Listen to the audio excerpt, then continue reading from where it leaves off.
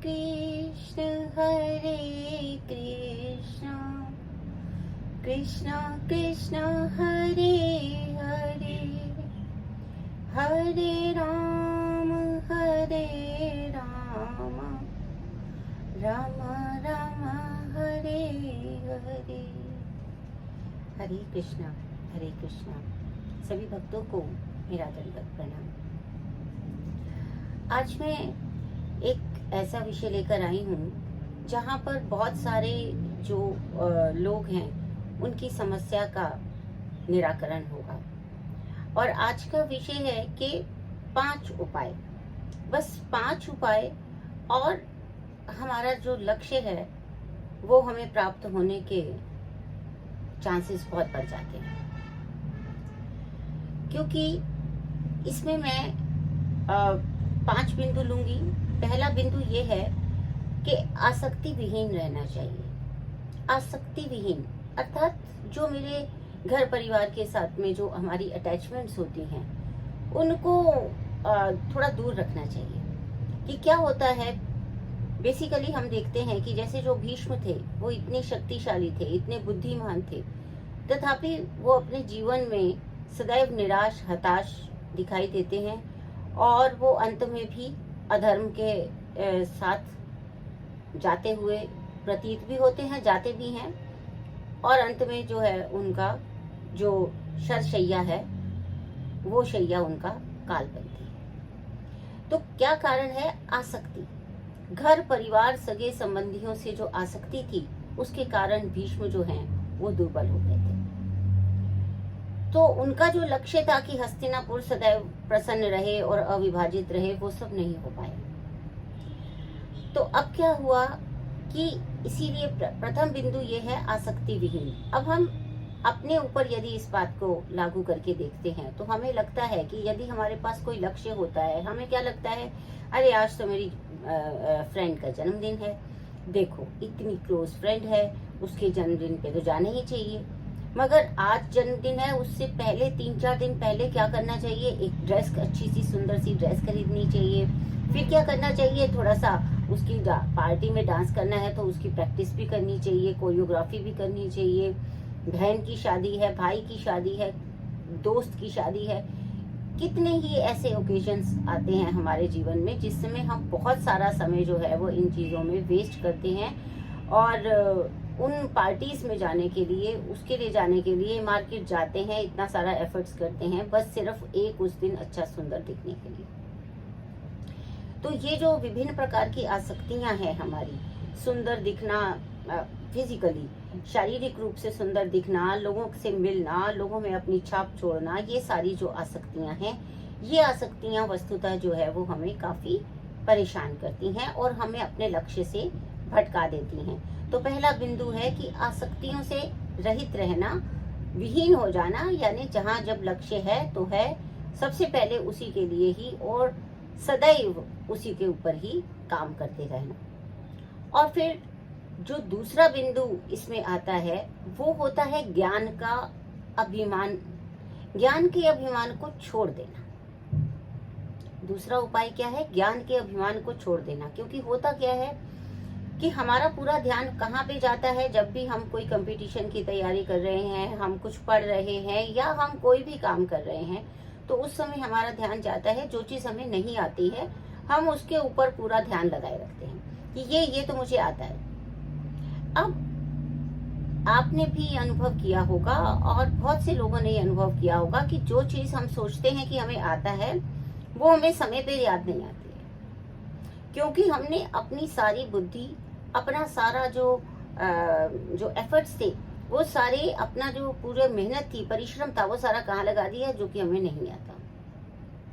तो इसीलिए ये एक अनुभव की बात मैं आपसे बताने जा रही हूँ कि जो चीज नहीं आती है उसको 101 बार करेंगे तो वो सिद्ध हो जाएगी, आ जाएगी। किंतु जो चीज आती है उसको भी 100 बार उसका अभ्यास करेंगे तो जो आती है वो कभी गलत नहीं होगी, और जो नहीं आती है वो आ जाएगी इस 100 और 101 वाले फॉर्मूला से।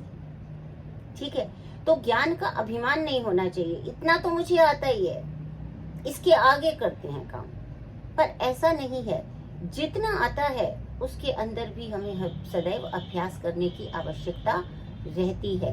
इसलिए दूसरा उपाय ये है कि ज्ञान का कभी भी अभिमान नहीं करना है, उस ज्ञान को सदैव जो है वो परिष्कृत करते रहना है। एक ये निरंतर प्रक्रिया है, ज्ञान कभी पूर्ण नहीं हो सकता। और वस्तुतः अगर हम देखेंगे तो हम कभी भी किसी भी विषय में पूर्ण नहीं हो सकते। हमारी जो इंद्रियां जिनसे हमको ज्ञान प्राप्त करना है, भगवत गीता जी कहती हैं कि वो इंद्रियां स्वयं अपूर्ण है। तो अपूर्ण इंद्रियों से पूर्ण ज्ञान हो नहीं सकता, अपूर्ण इंद्रियों से पूर्ण कार्य हो नहीं सकता। तो पूर्ण तो हम नहीं हो सकते, किंतु हम अभ्यास कर सकते हैं, प्रयास कर सकते हैं कि हम जो है वो अपने लक्ष्य की ओर जो है सकारात्मक रूप से बढ़ते रहें। और तीसरा बिंदु जो इसमें आता है, जो कि मैं फिर यही करूंगी, उसमें क्या है? प्रतीक्षा। देखिए, समय की प्रतीक्षा तो हमें करनी ही चाहिए। हम सब कुछ जल्दी जल्दी चाहते हैं। हम चाहते हैं कि हमें बहुत जल्दी सफलता मिल जाए, हमको जल्दी फल मिल जाए, हमको उस जो जिस समय वो कार्य का सिद्ध होना है उस सिद्धि के काल की प्रतीक्षा करनी ही होगी। पर अब प्रतीक्षा कैसे करनी है? जो तीसरा उपाय है वो है कर्म युक्त प्रतीक्षा। अर्थात हम कार्य करते रहें और साथ में प्रतीक्षा करें। अर्थात इसका दूसरा अर्थ ये भी है कि धैर्य को बनाए रखें, धैर्य बना के रखेंगे और प्रतीक्षा, कर्म युक्त प्रतीक्षा करते रहेंगे, कर्म करते रहेंगे। ऐसा नहीं कि अब तो हम वेट कर रहे हैं, नहीं, हम केवल वेट नहीं करें, हम केवल प्रतीक्षा नहीं करें, बल्कि हम अपने लक्ष्य के लिए कार्य निरंतर करते रहें। तो उससे जो है हमारा लक्ष्य सरल हो जाता है। जैसे हम देखते हैं ना, कैसे, अब मैं एग्जाम की बात करती हूँ, जैसे कि मान लीजिए टर्म एग्जाम हो गया, तो अब हम क्या सोचते हैं कि हमने एक टर्म का एग्जाम दे दिया, अब इस एक टर्म के एग्जाम की जो है हम रिजल्ट जब तक नहीं आता तब तक हम मस्ती करते हैं। फिर जब फर्स्ट टर्म का रिजल्ट आ जाएगा, उसकी प्रतीक्षा समाप्त हो जाएगी, तब हम सेकेंड टर्म के लिए पढ़ना शुरू करेंगे। और फिर उसके बाद लेकिन हमारा लक्ष्य first term, second term, third term नहीं है।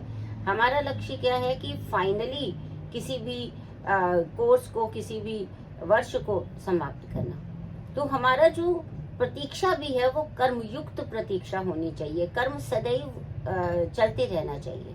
तो कई बार ये प्रश्न होता है कि भाई अगर हम फल की चिंता, कर्मण्येवाधिकारस्ते मा फलेषु कदाचन, तो इस श्लोक से लोग क्या समझते हैं कि भाई अगर हमें लक्ष्य ही नहीं मिलेगा, अगर हमें यही नहीं पता कि हमें करना क्या है, हम फल की चिंता ही नहीं, हमें पता ही नहीं इसका फल क्या होना है, तो हमको कर्म करने के लिए मोटिवेशन कहाँ से मिलेगा?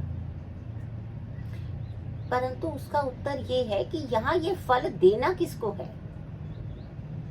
ये फल देना किसको है? ये फल मैं डिसाइड ही नहीं कर सकती हूँ, है ना, ये मेरे हाथ में है ही नहीं। तो मेरा क्या अधिकार है कि मैं अपना कर्म करती रहूं,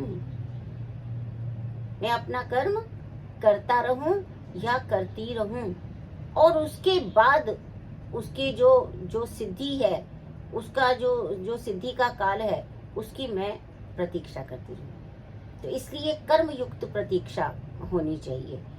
और चौथा जो उपाय है वो ये है कि गंधर्वपुर में नहीं रहा जाए। गंधर्वपुर का अर्थ क्या होता है? ये एक शब्द आया है हमारी संहिताओं में, उसका अर्थ होता है काल्पनिक दुनिया, एक काल्पनिक संसार की रचना।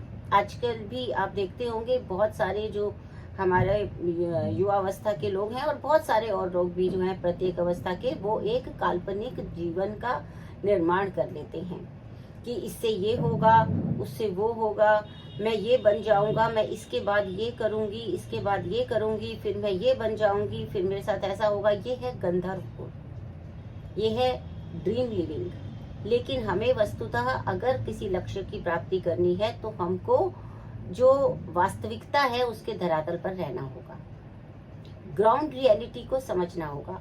अगर हम ग्राउंड रियलिटी की तरफ ध्यान दिए बिना अगर हम जो है गंधर्वपुर में रहेंगे तो निश्चित रूप से हम अपने लक्ष्य पर कभी भी पहुंच नहीं पाएंगे। तो इसलिए चौथा उपाय ये है कि गंधर्वपुर को जो है वो एक तरफ कर देना और सत्य का जो है वो निर्भीकता से उसका उसको स्वीकार करना, उसको स्वीकारोक्ति एक प्रकार से कि ये ऐसा ही है और इससे अधिक नहीं हो सकता और इससे कम मैं अपने परिश्रम से नहीं पाऊंगा। इस तरह से जो ग्राउंड रियलिटी है उसके ऊपर चलना है। इसके बाद में क्या होता है हमारा कि जो अगला जो उपाय है पांचवा, देखिए पहला उपाय था हमारा आसक्ति विहीनता, यानी कि हमको जो बंधु बांधव मित्र ये सबके उसमें जो है वो हमको अधिक आसक्ति नहीं रखनी है। अधिक आसक्ति रखने से हम अपने लक्ष्य से भटक जाते हैं। दूसरा है कि हमको ज्ञान का अभिमान नहीं करना है, निरंतर अभ्यास के ऊपर ही हमको केंद्रित रहना है। और तीसरा ये है कि हमको कर्म युक्त प्रयास करना है।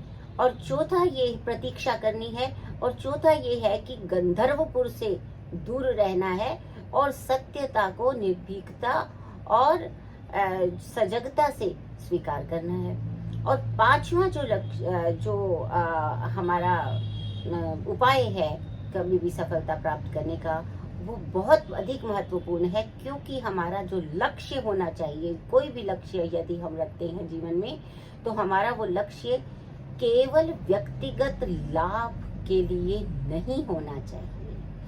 यदि मेरा लक्ष्य केवल व्यक्तिगत लाभ के लिए है तो बहुत अधिक संभावना है कि मैं विफल रहूंगी। और यदि मेरा लक्ष्य जो है एक उसका जो दायरा है, क्षेत्र है, वो अधिक होता है, वो क्षेत्रफल अधिक होता है जिसका, यानी वो समाज अथवा राष्ट्र अथवा पूरी जो प्राणी मात्र के लिए यदि वो होता है तो वो अधिक सफल होता है। यही कारण है कि हमारे जो वेद हैं वो सत्य सनातन हैं और सदैव उनकी प्रासंगिकता बनी रहेगी, बनी हुई है और सदैव बनी रहेगी, क्योंकि उनका जो एक भाव था सर्वे भवन्तु सुखिनः सर्वे सन्तु निरामयाः, यानी सभी के स्वास्थ्य की और सभी के सुख की जिसके अंदर जिसका विषय रखा जाए वह सदैव जीवंत रहता है, प्रासंगिक रहता है और कभी भी ऐसा नहीं होता कि वो अपने लक्ष्य को प्राप्त ना कर सके।